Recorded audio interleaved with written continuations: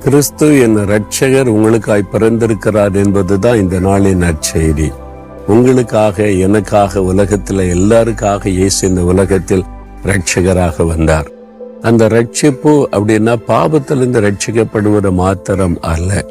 அந்த ரட்சிப்பு என்ற வார்த்தையினுடைய அர்த்தம் ஒரு முழுமையான ஆசீர்வாதம், பெர்ஃபெக்ட் பிளஸிங். அப்படின்னு என்னது? ஒரு மனிதனுக்கு என்னென்ன ஆசீர்வாதம் தேவை?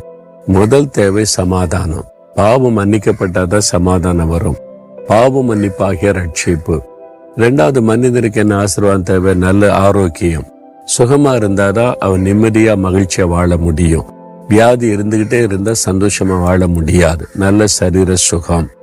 பொருளாதாரத்துல பாதிப்பு, வறுமை, கஷ்டம் அப்படி இருந்து கொண்டாலும் நிம்மதியா வாழ முடியாது. என்ன தேவையோ அது சந்திக்கப்படணும். சாப்பாட்டுக்கு, உணவுக்கு, உடைக்கு தேவை சந்திக்கப்படணும். அப்போ ஒரு முழுமையான ஆசீர்வாதம் என்பது ஒரு மனிதனுக்கு